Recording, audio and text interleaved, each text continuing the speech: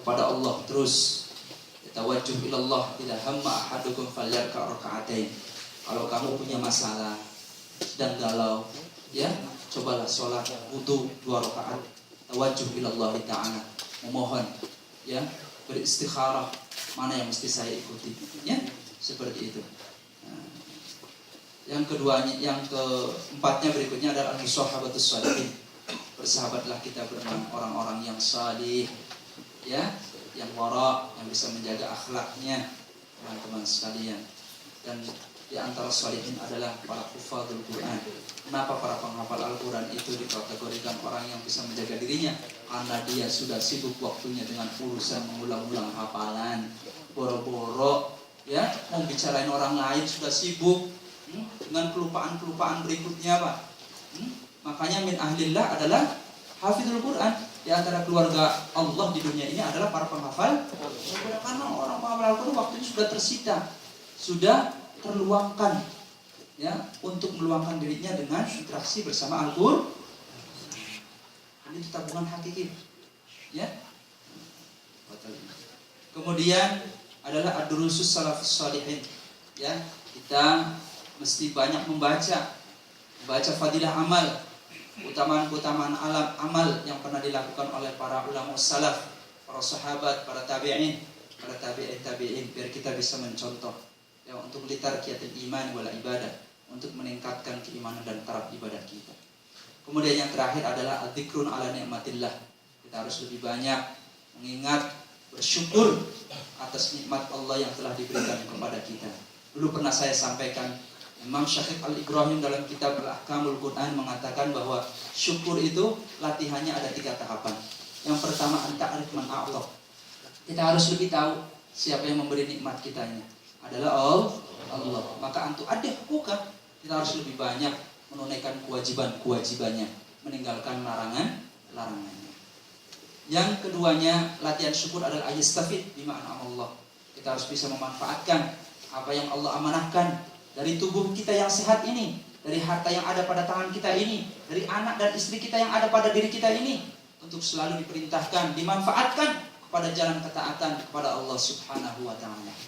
Bagaimana mungkin kita dititipin mobil, tapi mobil itu kita gunakan untuk hal yang sia-sia? Karena mobil itu akan dimintai pertanggungjawaban. Maka harus kita jaga baik-baik. Kalau kita dititipin barang dari sajam kita, taruhnya di lemari, pakai minyak wangi disemprotin, subhanallah. Kalau kiai nitipin barang itu, kiai nitipin barang ke saya dulu ingat banget, taruh di lemari baik-baik. Takut kiai itu nanti konflik sih, kitabnya sobek dan lain sebagainya. Kan gitu. Taruh di lemari baik-baik, masya Allah. Nah, amanah Allah yang pasti ditanya ini. Ya hatal fuad, sampai yang terbesit dalam hati kecil kita itu ditanya sama Allah. Innal basar wal fuad, kullun ulaika kana anhu mas'ul. Ditanya sama Allah. Bagaimana hal yang besar, mobil, rumah, istri, anak. Coba ya. Sampai jam yang sampean pakai akan ditanya oleh Allah Subhanahu wa ta'ala. Kasih alarm apa enggak buat sholatnya? Nah ini teman-teman sekalian. Jadi ruangnya harus dipersempit untuk ibadah, ya. Insyaallah, ya. Yang ketiganya antarudh fima Allah. Kita harus ridho. Bukti kita syukur, langkah kita syukur adalah kita harus ridho dengan ketetapan Allah. Ya, tenang saja. Ya, ridho dengan apa yang telah Allah tetapkan buat kita semua. Mudah-mudahan apa yang saya sampaikan ini memberikan manfaat buat kita semua, dan terus ibadah kita, ya, diniatkan, ditingkatkan pula oleh Allah agar kita betul-betul menjadi hamba Allah yang mudah untuk masuk surganya Allah Subhanahu wa ta'ala. Sebenarnya pengen kita jelaskan juga nih tafsir-tafsir yang nanti pada kesempatan yang lain mungkin bareng sekali selesai Pudin bisa menjelaskannya lah, ya. Saya mohon maaf yang sebesar-besarnya. Sekali lagi saya bukan orang alim.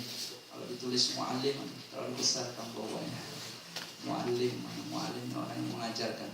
Kita sama-sama TKI, wong bikin materinya juga tadi sambil jalan. Aduh, apa ya tadi? Sebelumnya saya juga nyampein sama akhwat juga kan. Ya. Jadi waktunya TKI tahu sendiri lah, ya. Jam 8 sampai jam 8. Kapan harus persiapan bikin materi. Ini kesana kesini undangan doang. Ya. anak ini salah pilih gitu ya. Apa karena saya jenggotan gitu ya? Iya. Dan saya yakin teman-teman juga lebih punya kapasitas, punya ilmu yang luas dibanding saya. Ya, teman-teman sekalian. Insya Allah kita amalkan ya. Pertama, amalkan, memperdalam keyakinan kita terhadap agama Allah. Kemudian belajar, meluangkan waktu kita untuk bersahabat dengan Al-Quran. Kemudian yang ketiganya, apa tadi? Kita harus lebih banyak berdoa kepada Allah untuk kebaikan kita, anak kita, istri kita. Ya, habis baca Quran, jangan langsung berdebat selesai, tidak. Habis baca Quran walaupun 10 ayat, yang sejenak shadaqallahul adzim. Doa pada Allah Subhanahu wa taala. Karena doa itu ammana alaihi arba'at alfin minal malaikah. Karena doa kita itu akan diamini oleh 4.000 malaikat setelah kita baca Quran. Pernah nggak kita praktekin? Enggak ya? Tutup. Gitu kan? Nah, baca Quran yang tenang, ya. Karena setan itu pintar. Kalau baca Quran, godaannya penyakitnya ta'ajjul. Cepat-cepat. Apalagi Yasin. Aduh, yang mimpinya lama bener ini. Saya padahal udah hafal. Penyakit tuh. Setan itu. Setan itu. Ya. Makanya kenapa dikatakan syaitan dalam Ibnu Katsir kan dikatakan itu syaitan yasyitu, apa artinya kan Ustaz Saifuddin? Waswasa yuwaswisu. Setan itu tukang bikin waswas, keder, cepet-cepet, buru-buru, ta'ajul. Itu. Ya, orang baca Quran penyakitnya buru-buru, termasuk hafal Quran pengen cepet hafal. Kan gitu ya. Padahal inti menghafal Al-Quran adalah untuk berinteraksi lebih banyak dengan Al-Quran. Kemudian bersahabatlah dengan orang-orang salih, ya.